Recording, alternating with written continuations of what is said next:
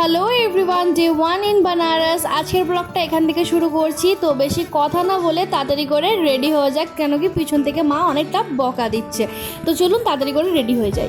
তো ফাইনালি আমি আজকে এই আউটফিটটা পরেছি, কেমন লাগছে আমাকে বলবেন। আর আপনারা তো ভিডিওটা দেখেছেন, আমি এটা মিশো থেকে অর্ডার করেছি। যদি কারো পছন্দ হয়ে থাকে আমাকে বলবেন, আমি ডেসক্রিপশন বক্সে এটার লিঙ্ক দিয়ে দেবো। আর ফাইনালি আজকে আমি এরকমভাবে রেডি হয়েছি, আমাকে কেমন লাগছে একটু কমেন্ট করে জানাবেন। আর আমি আমরা যেখানে স্টে করেছিলাম সেই হোটেলের নাম হলো দ্য কাশি রুমস।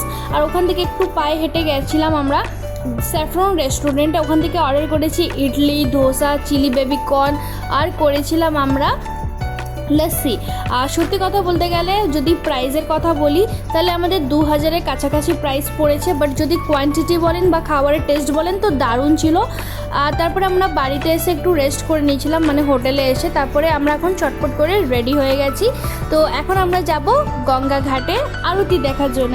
তো চলুন বেশি কথা না বলে বেরোনো যাক। আর ফাইনালি আমরা পৌঁছে গেছি গঙ্গা ঘাটে। আর দুপা হাঁটলে মা গঙ্গাকে দেখতে পারবো। আর চারিদিকে সব বাচ্চারা, আন্টিরা সবাই সব কিছু নিয়ে বসেছিল। তো এখানে যেমন জিনিসপত্র আপনারা দেখে নিজে পছন্দ করে বার্গেনিং করে নিয়ে নিতে পারেন। আর ফাইনালি আমরা মা গঙ্গার কাছে যাচ্ছি, মানে খুব বেশি এক্সাইটেড ছিলাম। আর ফাইনালি চলে এসেছি মা গঙ্গার কাছে। তো সবাই মা গঙ্গাকে দর্শন করে নিন আর বলে দিন জয় মা গঙ্গা। আর এখানে দেখছিলাম দিদি একটা জিনিস বেচা কেনা করছিল। তো দিদি বলছিল এটা মা গঙ্গার মাঝখানে দিলে নাকি যাদের যদি কোনো মনের ইচ্ছা থাকে সেটা নাকি পূরণ হয়। তো মাঝখানে তো দিতে পারিনি, তাই সাইডে দেওয়ার চেষ্টা করেছি আমি আর মা। তারপরে দেওয়ার পর আমি এখানে আপনাদেরকে দেখাচ্ছিলাম যে কতটা বেশি সুন্দর লাগছিল এই দৃশ্যটা, আর কত ক্রাউড।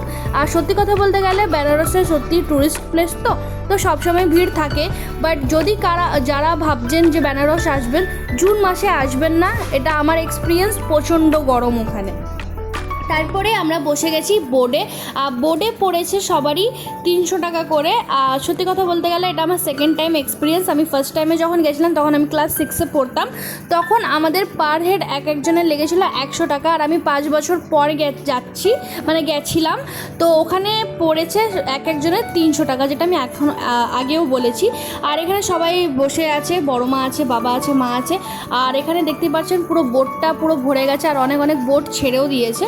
তো আমাদেরকে প্রথমে বলা হয়েছিল যে প্রথমে আরতি দেখানোর পর তারপরে নাকি ঘাট ঘোরানো যাবে, যেটা আমাদের একটু পছন্দ হয়নি, কেন রাতে ঘাটটা তো ভালো করে দেখাও যাবে না, বোঝাও যাবে না। আর ফাইনালি আমরা মা গঙ্গার কোলে বসে আরতি দেখছি। আর আরতি দেখতে দেখতে যে এতটা মনটা শান্তি লাগছিল যেটা বলে বোঝাতে পারবো না। দারুণ এক্সপিরিয়েন্স হয়েছে, খুব এনজয় করেছি গাইজ। আপনারা সবাই মা গঙ্গার আরতির ব্লেসিং নিয়ে নিন। আর সত্যি কথা বলতে গেলে দারুণ লাগছিলো। তারপর আমরা এখানে ঘাট ঘুরছিলাম, এটা হলো আমাদের সংসার ঘাট, যেটা আমাদেরকে গাইড করছিল। আর তারপরে আমরা চলে এসেছি পাগলা বাবার রাবড়ি খাওয়ার জন্য। এখানে ফেমাস রাবড়ি, যেটা আমরা জানি ফেমাস বেনারসের রাবড়ি পাওয়া যায়, এখানে আমরা রাবড়ি খেতে গেছিলাম। আর তার পাশে চুড়ি পাওয়া যাচ্ছিলো। তো মা বললো আমি আমার জন্য কিনে নিয়েছি, তুইও তোর জন্য কিনে নে।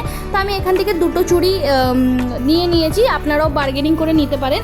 আর আমি 2টো চুড়ি নিয়েছি, আমার পড়েছে 200 টাকা, মানে 4টে চুড়ির দাম 100 টাকা করে। আরও দাম বলছিল, বাট আমি অনেকটা বার্গেনিং করে নিলাম। তারপরে আমরা রোল খাওয়ার পর এবার আমরা ঘুমাতে যাচ্ছি। দেখা হচ্ছে অন্য একটা ব্লগে। আজকের জন্য টাটা।